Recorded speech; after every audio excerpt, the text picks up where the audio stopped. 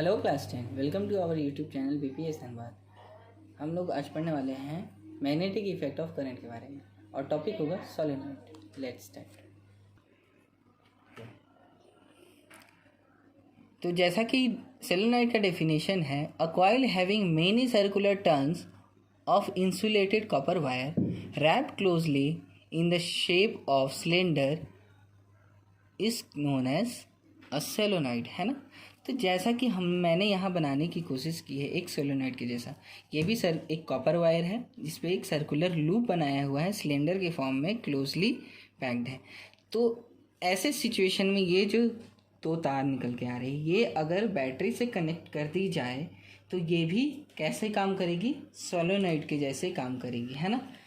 तो सोलेनॉइड का काम वही है कि ये magnetic field, number of loops है, जैसा कि हम लोग पहले भी जानते हैं कि कोई भी करंट कैरिंग वायर में क्या होता है, करंट कैरिंग वायर में मैग्नेटिक फील्ड होता है। तो जितने ज़्यादा नंबर ऑफ लूप्स होंगे उतने ज़्यादा उसके मैग्नेटिक फील्ड रेडी होगी और उतना ज़्यादा वो स्ट्रांग बनेगा। लेकिन सोलेनॉइड मैग्नेट तो बनेगा, लेकिन जब तक उसमें करंट चलता रहेगा तब तक, और उसके बाद ख़त्म। अब ये जो करंट कैरिंग वायर है, इसके एक साइड में नॉर्थ पोल और एक तरफ साउथ पोल होगा। अब यहाँ ध्यान आप लोग दीजिएगा ध्यान से कि जिस तरफ से ये जो वायर है क्लॉकवाइज घुमा रहे, किस तरफ, क्लॉकवाइज घुमा रहे, उस तरफ के साइड को कहते हैं साउथ पोल।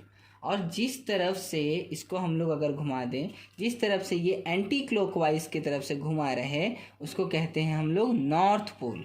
ठीक है। तो जैसा कि आप लोग मैग्नेटिक फील्ड लाइन के में पढ़ा था कि जितने भी मैग्नेटिक फील्ड हैं वो किस तरफ से किस तरफ जाते हैं, साउथ से, नॉर्थ से साउथ की ओर। और इसके अंदर इस वायर के लूप के अंदर क्या होगा, इसका जो मैग्नेटिक फील्ड होगा वो साउथ से नॉर्थ की तरफ होगा और एक स्ट्रेट लाइन बनेगा।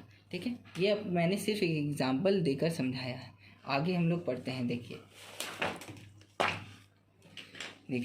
जैसा कि ये हम लोग जैसा यहाँ पे करंट जैसे ही पास किए तो वायर से करंट आई पास हुआ, इस तरफ से इस तरफ घूमता चला गया, है ना। ठीक है।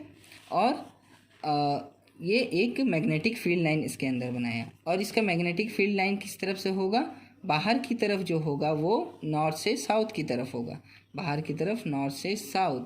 और इसके अंदर जो होगा वो एक स्ट्रेट लाइन में रहेगा और कांस्टेंट रहेगा और साउथ से नॉर्थ की तरफ रहेगा, है ना। चलिए ठीक है। तो इसका काम क्या है,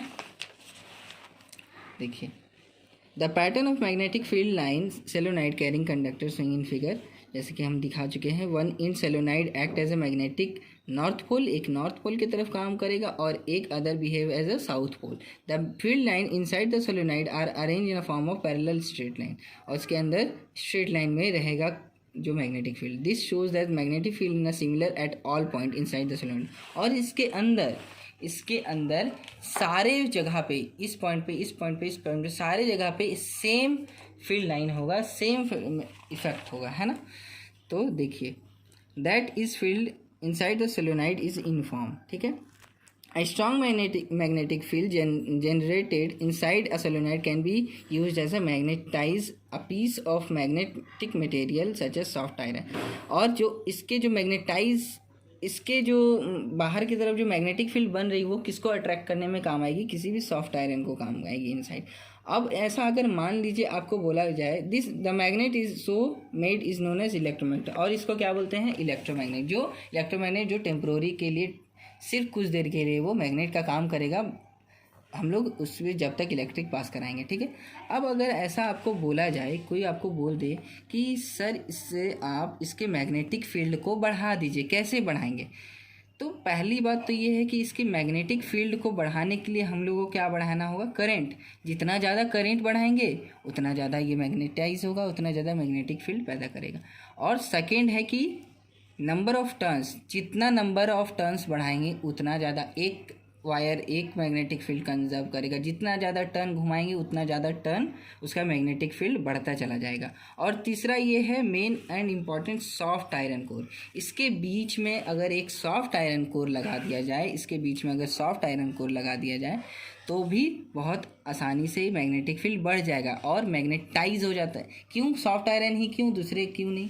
क्योंकि सॉफ्ट आयरन एक ऐसा मटेरियल है ना जो बहुत ही जल्दी मैग्नेटाइज होता है और बहुत ही जल्दी डीमैग्नेटाइज होता है।